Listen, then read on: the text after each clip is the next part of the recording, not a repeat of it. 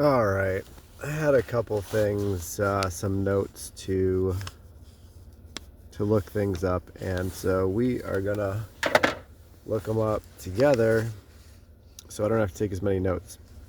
And the first one is the National Warfare Doctrine. So let's see what it says.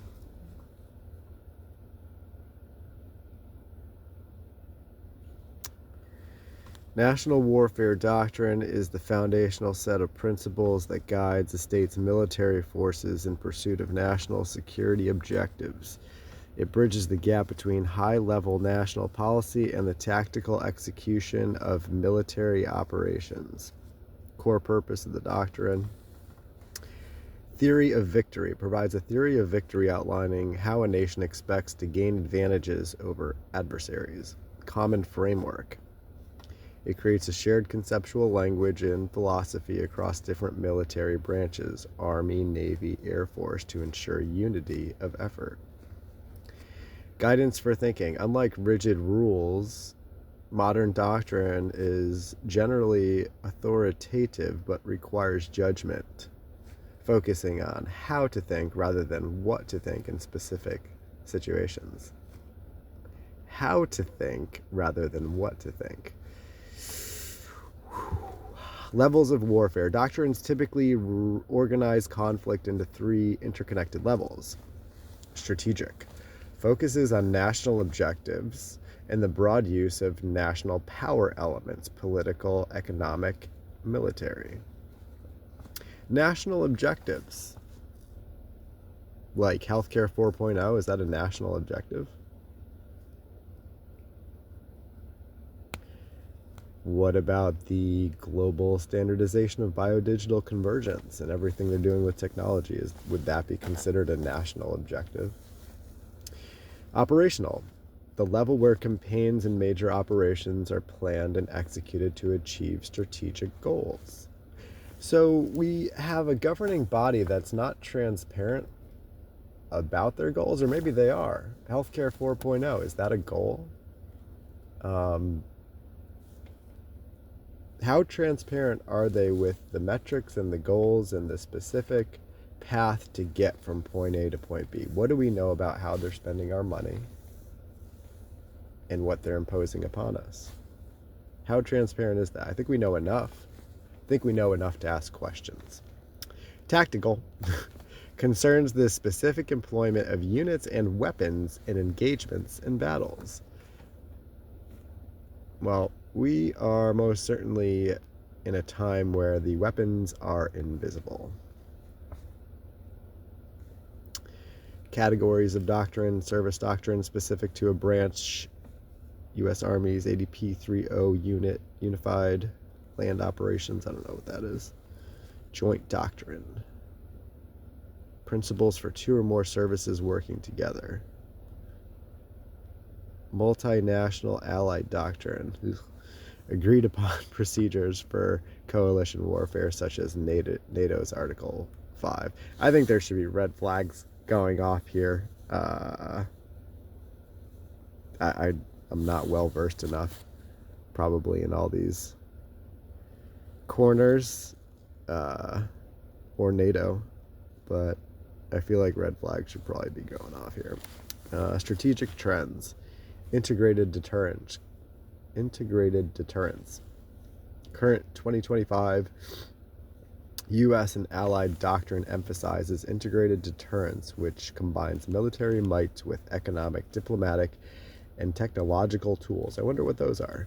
To dissuade aggression. Technological tools. Could that be the self-assembling nanotechnology that's been under the skin for 20 years, combined with EMF waves and constant predictive programming through media, entertainment, and news? I don't know. Maybe it could be. Sounds like it might be. Irregular and hybrid warfare. Modern doctrines increasingly focus on gray zone complex actions below the threshold of traditional war, such as cyber operations, information warfare, and economic coercion. Yep, sounds like that might be some of that stuff. Like I said, this is invisible weaponry. You can't see it. You can't see what they're doing. You gotta use your brain.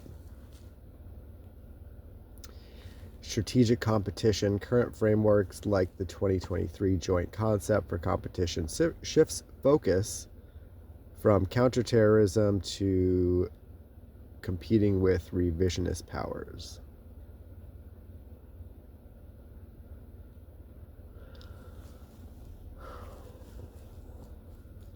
National examples. United States follows a 1-4-2-1 strategy, defending the homeland, deterring threats in 4 regions, being able to win 2 near simultaneous conflicts, and winning one of them decisively. Whoa. Whoa, whoa, whoa, whoa.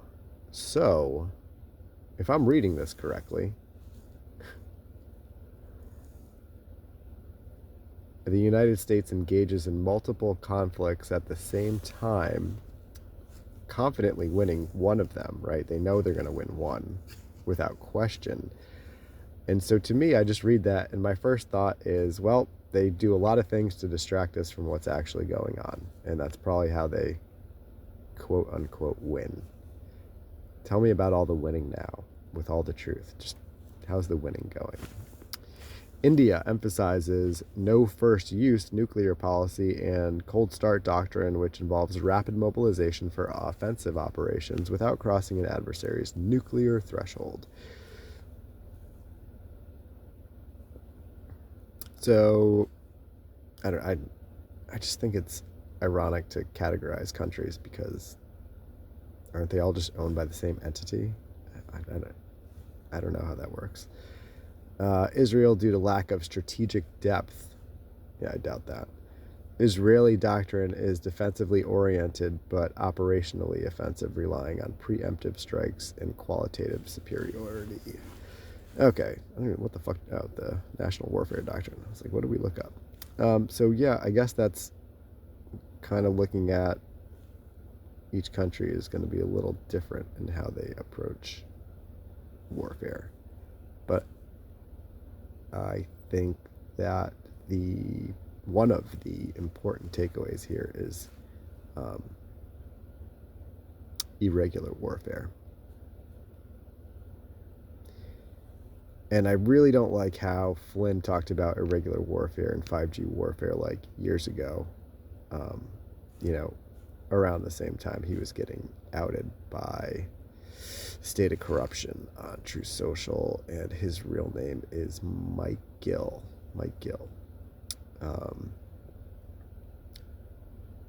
So, I mean, I guess, whatever. Flynn's a shill, just like the rest, as far as I can tell. But regardless of individuals,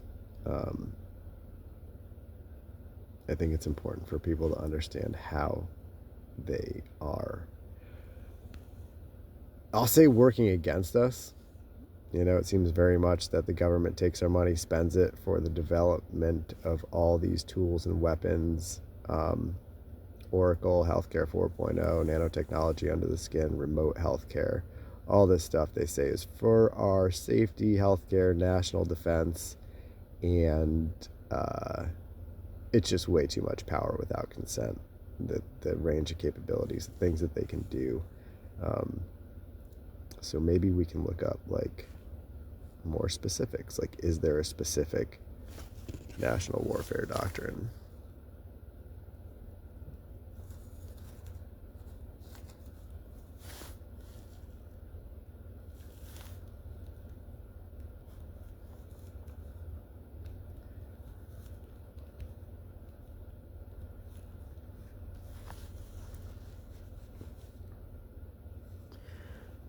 The United States does not have a single unified national warfare doctrine contained in one document that can be quoted verbatim. Instead, U.S. military doctrine is a vast body of publications that outlines the fundamental principles. I think we kind of just went over that, and guides actions across different branches and levels of warfare. These doctrines are typically published in a hierarchical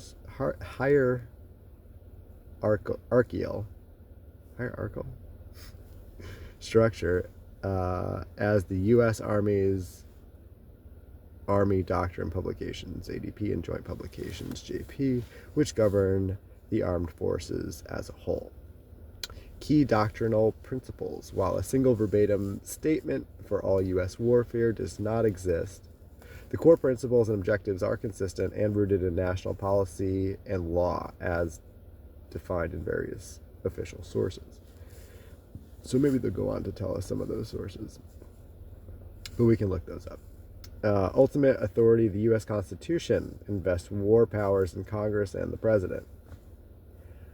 National objectives, Title 10 of the U.S. Code states the military's purpose is to preserve the peace and security and provide for the defense of the United States, its territories, and possessions.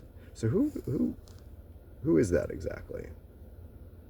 If the military's purpose is to preserve the peace and security and provide for the defense of the United States, can someone explain to me Lockheed Martin and EMF and why nobody's looking into that? Support national policies. Yeah, again, who owns the United States? Whose interests are they protecting? Because it says provide for the defense of the United States. Right? Did we say that the United States is a corporation?